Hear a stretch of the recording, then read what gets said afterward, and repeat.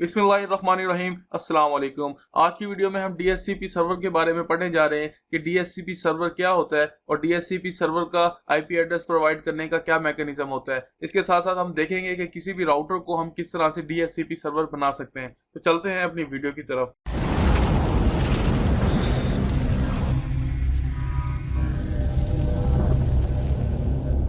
तो जिस तरह से आप DHCP की स्क्रीन पर देख रहे हैं कि कुछ हमने एक क्लाइंट लिया और एक सर्वर लिया है। तो इसमें जब एक क्लाइंट जब एक नेटवर्क के साथ आता है और वो चाहता है कि उसे एक IP एड्रेस मिले, तो वो DHCP सर्वर को सबसे पहले सर्च करता है नेटवर्क में। तो उसमें होता क्या है कि जब भी एक क्लाइंट सर्वर को ढूंढता है तो वो उसके लिए डिस्कवर मैसेज भेजता है। तो ये डोरा एक 4 स्टेप मैकेनिज्म है जो DHCP सर्वर यानी कि जो IP एड्रेस है वो DHCP सर्वर के थ्रू मिलने में 4 स्टेप के थ्रू मिलता है। तो उसको हम कहते हैं डोरा। तो सबसे पहला स्टेप क्या होता है?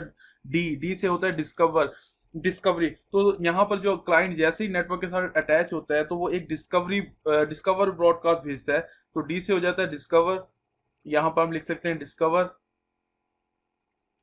और डिस्कवरी भेजता है डिस्कवरी ब्रॉडकास्ट। और इस ब्रॉडकास्ट में क्या होता है? इस ब्रॉडकास्ट में बेसिकली वो जो हमारा सर्वर होता है DHCP सर्वर उसको सर्च आउट करता है। ठीक है, तो इसमें जो हमारा नेटवर्क है उसमें जरूरी नहीं है कि एक ही सर्वर हो, एक से ज्यादा सर्वर हो सकते हैं DHCP सर्वर। तो उसमें सबसे पहले जो उस क्लाइंट को रिप्लाई करेगा तो जो हमारा क्लाइंट और सर्वर उसके साथ बात करना शुरू करता है। यानी कि अगर 2 या 1 से ज्यादा सर्वर हैं, जो सबसे पहले उसको रिप्लाई करेगा क्लाइंट को, तो जो हमारा क्लाइंट है वो उसी से IP एड्रेस ही लेगा।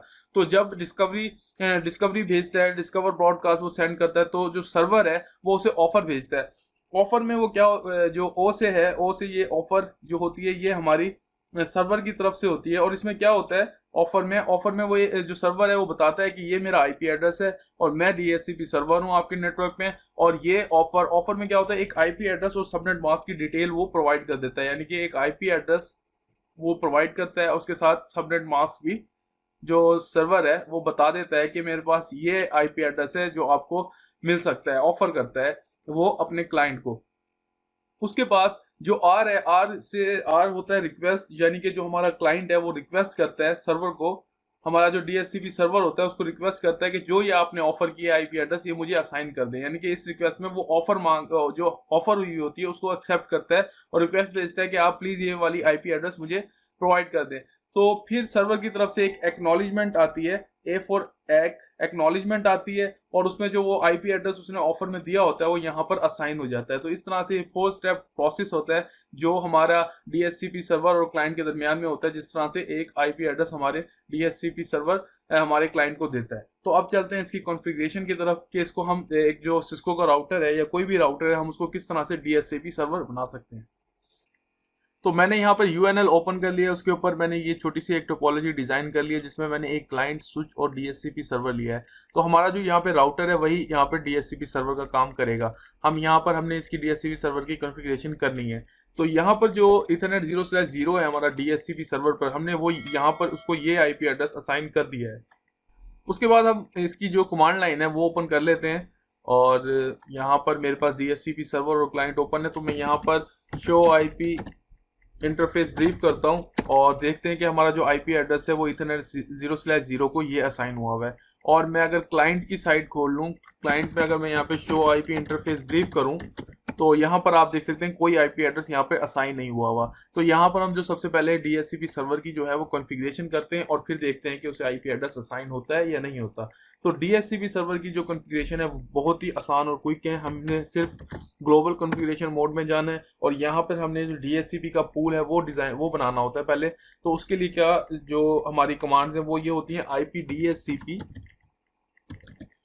पूल, और उसका नाम देना होता है कुछ भी। तो मैं यहाँ पर टेस्ट दे देता हूँ। तो ये एक पूल हमारा क्रिएट हो गया DHCP के लिए। अब यहाँ पर हमें नेटवर्क देना है कि कौन सी IP एड्रेसेस हैं वो जो कि हम अपने क्लाइंट्स को देना चाहते हैं। तो वो नेटवर्क देने के लिए हम यहाँ पर 10 का नेटवर्क दे देते हैं, 10.1.1.0, और उसका जो सबनेट मास्क है वो हम लिख देते हैं यहाँ पर, ये सबनेट मास्क है, ये हमने दे दिया। इसके साथ हम उसका डिफ़ॉल्ट राउटर जो कि हमारा डिफ़ॉल्ट राउटर होता है वो भी यहाँ पे हमें प्रोवाइड करना होता है। हमारे केस में जो डिफ़ॉल्ट राउटर है वो 10.1.1.1 ही है क्योंकि यही हमारा DHCP सर्वर का इंटरफेस का आईपी है। तो यहाँ पे मैंने डिफ़ॉल्ट राउटर भी उसको प्रोवाइड कर दिया है। इसके साथ साथ हम कुछ और भी यहाँ पर कॉन्फ़िगरेशन है जो कर सकते हैं, जैसे कि डीएनएस सर्वर की कॉन्फ़िगरेशन है वो भी हम यहाँ पे बता सकते हैं।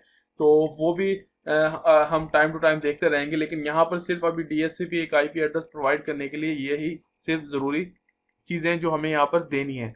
तो यहाँ पर हमारा पोल बन गया है। लेकिन अभी आप यहाँ पर देखें तो हमें यहाँ पर ये भी हो सकता है कि इस पूल के अंदर जो हमने 10.1.1.0 का एक आईपी एड्रेस नेटवर्क लिया है, इसके अंदर कुछ ऐसे आईपी एड्रेसेस भी हो सकते हैं जो हमने अपने जो क्लाइंट्स हैं उनको प्रोवाइड नहीं करने, क्योंकि वो ये हो सकता है कि हमने स्टैटिकली कहीं कन्फिगर किए हों। और आपको पता है 10.1.1.1 हमारे अपने डिफॉल्ट जो राउटर है उसका भी आईपी एड्रेस है। तो कुछ रेंज होती है आईपी एड्रेसेस की जो हम चाहते हैं कि ना दें, तो वो इस पूल से हम एक्सक्लूड कर सकते हैं। तो उसके लिए कमांड हमारे पास होती है। तो उसके लिए होता है कि आईपी डीएचसीपी लिखते हैं, और अगर हम क्वेश्चन मार्क करें तो हमें यहाँ भी कुछ काफ़ी सारी वो दे देते हैं, इंफॉर्मेशन दे देते हैं। तो यहाँ पर आप देख सकते हैं, यहाँ पर ये लिखा हुआ है एक्सक्लूडेड एड्रेसेस। तो हम यहाँ पर IP address DHCP excluded addresses करेंगे, और यहाँ पर हम अपने एड्रेस रेंज दे देंगे कि हमने कौन से एड्रेसेस अपने जो क्लाइंट्स हैं उनको नहीं देने। तो मैं यहाँ पर दे देता हूँ कि मैं ये वाले आईपी एड्रेसेस नहीं देना चाहता अपने क्लाइंट्स को। तो आईपी डीएचसीपी एक्सक्लूड कर दिया। तो यहाँ पर एक्सक्लूड करने के बाद हम ज़्यादा रेंजेस भी प्रोवाइड कर सकते हैं, यानी कि अगर मैं एक और रेंज देना चाहूँ तो मैं यहाँ से ये भी कह सकता हूँ कि मैं ये रेंज है 30 से 50 तक भी नहीं देना चाहता। तो ये जो आईपी एड्रेसेस की रेंज है ये भी नहीं, ये भी हमारे जो पूल है उसमें नहीं एक्सक्लूड हो जाएगी, और ये हमारे जो क्लाइंट्स हैं उनको नहीं मिल सकेगी। तो इस तरह से मैंने 2 रेंजेस यहाँ पे एक्सक्लूड कर दी। अब जो हमारे जो डीएचसीपी की कॉन्फ़िगरेशन थी वो तो यहाँ पर हमारी होगी है कंप्लीट। अब क्लाइंट पर जाएंगे और उसका इंटरफेस जो हमारे नेटवर्क में है वो इथरनेट 0/0 से कनेक्ट हुआ है। तो इस पर जाने के बाद कॉन्फ़िगर टर्मिनल में जाएंगे और इंटरफेस इथरनेट 0/0। तो यहाँ पर हमने आईपी एड्रेस तो प्रोवाइड करना नहीं है, तो हमने कहना है कि आपको जो एड्रेस चाहिए वो मिलेगा डीएचसीपी सर्वर से। तो यहाँ पर क्या देंगे, आईपी एड्रेस लिखेंगे और आगे डीएचसीपी लिख देंगे। डीएचसीपी लिखने के बाद हम इसको कर देंगे एंटर करने के बाद आप देखेंगे कि कुछ ही पल में इसको एक आईपी एड्रेस असाइन हो जाएगा जो कि हमारे डीएचसीपी सर्वर से होगा। तो देखते हैं, और इसको हमने नो शट भी करना है, तो नो शट कर देते हैं, ताकि अगर ये पहले शट डाउन था तो ये तो पहले शट डाउन था तो ये अब अप हो गया है। तो हमने नो शट कर दिया और इसका जो आईपी एड्रेस है उसको डीएचसीपी कर दिया। तो देखते हैं कि हमारा जो सर्वर है उसने इसको आईपी एड्रेस प्रोवाइड किया या नहीं किया। तो आप देख सकते हैं यहाँ पर हमारे पास एक चीज, यहाँ पर एक मैसेज आ गया है कि DHCP address assign interface Ethernet 0 assign DHCP address 10.1.11, यानी कि 10 तक हमने एक्सक्लूड कर दिया था तो इसको मिला है 11। तो यहाँ पर अगर हम डीएचसीपी सर्वर की कॉन्फ़िगरेशन में जाएं तो आप देख सकते हैं 10 जो हमारा था 1 से 10 तक इसे नहीं मिलना था, तो 10 से के बाद वाला 11 उसने दे दिया, और 30 से 40 भी नहीं करना। अगर हम यहाँ पे अपने क्लाइंट्स बढ़ाते जाएं तो ये 30 से 40 की रेंज में भी इसको आईपी एड्रेस नहीं देगा। तो इसे हम डबल चेक कर लेते हैं क्लाइंट की साइट पे जाकर, और यहाँ पर कह देते हैं do show IP interface brief. तो यहाँ पर आप देख सकते हैं जो इथरनेट 0/0 है उसको जो आईपी एड्रेस है 10.1.1.11 मिल गया है, और ये जो मेथड है वो आप देख सकते हैं यहाँ पर डीएचसीपी है। तो इस तरह से हमारी जो डीएचसीपी की कॉन्फ़िगरेशन है यहाँ पे कंप्लीट हो गई है। लेकिन एक और हमारे इसमें केस आता है, वो भी मैं आपके साथ डिस्कस करता चलूँ। एक केस हमारे पास ये आता है जब डीएचसीपी और क्लाइंट के दरमियान में हमारे पास एक दूसरा राउटर आ जाता है। तो दूसरा राउटर आने के बाद वो करता क्या है, जो हमारी क्लाइंट जब एक डिस्कवरी ब्रॉडकास्ट भेजता है हमारे डीएचसीपी सर्वर को, तो वो उस ब्रॉडकास्ट को ब्लॉक कर देता है। तो हमारे केस में आप यहाँ पे देख सकते हैं, पहले ये जो राउटर तो ये राउटर पहले मौजूद नहीं था। तो हमारे पास क्या था, एक क्लाइंट था और उसके साथ डीएचसीपी सर्वर एक स्विच के थ्रू कनेक्टेड था। लेकिन इस केस में हमारा क्लाइंट है, क्लाइंट के साथ राउटर है और इधर डीएचसीपी सर्वर है। तो बेसिकली हो क्या रहा है, जब ये क्लाइंट यहाँ से एक ब्रॉडकास्ट भेजता है डिस्कवरी ब्रॉडकास्ट डीएचसीपी सर्वर के लिए, तो वो इस इंटरफेस पर आकर ब्लॉक कर देता है राउटर, ये इसको भेजता नहीं है सर्वर को। तो हम देख लेते हैं कि जो हमारी जो कॉन्फ़िगरेशन है वो आइडेंटिकल है जो हमने पहले की थी, लेकिन जो हमारा क्लाइंट है क्लाइंट 2 वो इस केस में आईपी एड्रेस डीएचसीपी सर्वर के थ्रू नहीं ले पा रहा। तो मैं इसकी आपको कॉन्फ़िगरेशन दिखा देता हूँ। यहाँ पर क्लाइंट है और मैं यहाँ पर शो आईपी इंटरफेस करता हूँ। तो आप देख सकते हैं जो हमारा मेथड है वो डीएचसीपी है, स्टेटस अप है, और जो हमारा प्रोटोकॉल है वो भी अप है, और जो यानी कि नो शट हुआ हुआ है, लेकिन फिर भी आईपी एड्रेस क्या है, अनअसाइंड है। अब यहाँ पे डीएचसीपी सर्वर पे जाते हैं और मैं यहाँ पर शो रन सेक्शन डीएचसीपी करता हूँ ताकि हम डीएचसीपी के सेक्शन को सिर्फ देख सकें। तो यहाँ पर आप देख सकते हैं कि हमारी आइडेंटिकल कॉन्फ़िगरेशन है जो हमने पहले ली थी, यानी कि हमने जो रेंज यहाँ पे एक्सक्लूड की है वो 1 से लेके 10 और यहाँ पे 30 से 40, और हमने पूल भी टेस्ट बनाया है, और जो नेटवर्क है वो 10.1.1.0 दिया है कि हमने इस आईपी एड्रेस की रेंज में हमारे अपने क्लाइंट्स को हमने आईपी एड्रेसेस प्रोवाइड करने, और जो हमारा डिफॉल्ट राउटर है वो है 10.1.1.1। तो बेसिकली हमारे इस केस में जो हमारा ये वाला इंटरफेस है इथरनेट 0/0 राउटर 7 पर, ये हमारा डिफॉल्ट गेटवे है हमारे इस क्लाइंट के लिए। तो हमने जो डीएचसीपी सर्वर में देना है तो वो हमने ये वाला आईपी एड्रेस असाइन करना है, क्योंकि ये इसका डिफॉल्ट गेटवे होगा। तो यही हमने यहाँ पर दिया है, यहाँ पर डिफॉल्ट राउटर पर 10.1.1.1।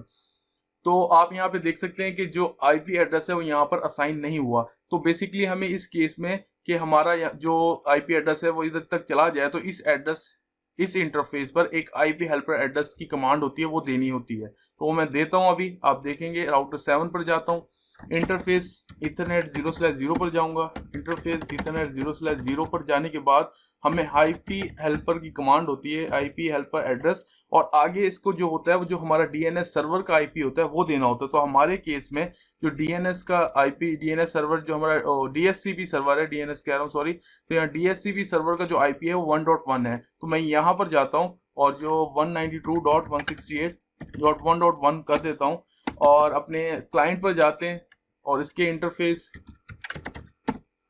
इथरनेट 0/0 पर जाता हूँ, शट करता हूँ और नो शट करता हूँ। नो शट करते हैं और अब देखते हैं कि हमारा जो आईपी एड्रेस है इसको असाइन हुआ है या नहीं हुआ। तो यहाँ पर आप देख सकते हैं कि जो डीएचसीपी से एड्रेस है वो यहाँ पे 10.1.1.13 यहाँ पे उसे मिल गया है, और मैं इसको डबल चेक कर लेता हूँ, शो आईपी इंटरफेस ब्रीफ कर लेता हूँ, और यहाँ पर आप देख सकते हैं जो हमारा इंटरफेस इथरनेट 0/0 है, इस पे ये जो आईपी एड्रेस है यहाँ पे असाइन हो गया है। तो यहाँ पर बेसिकली जो ये कर रहा होता है, यहाँ पर जो डिस्कवरी की ब्रॉडकास्ट होती है ये राउटर 7 इस इंटरफेस पर उसको ब्लॉक कर देता है। तो आईपी हेल्पर एड्रेस की कमांड देने से जो वो ब्रॉडकास्ट होगी वो हमारे जो डीएचसीपी सर्वर है उस तक वो फॉरवर्ड कर देगा। तो इस तरह से जो हमारा आईपी एड्रेस है डीएचसीपी सर्वर के थ्रू हमारे क्लाइंट को मिल जाता है। तो उम्मीद करता हूँ आपको वीडियो पसंद आई होगी। वीडियो पसंद आई है तो वीडियो को लाइक करें, चैनल को सब्सक्राइब करें। मिलते हैं नेक्स्ट वीडियो में, अपना बहुत ख्याल रखिएगा।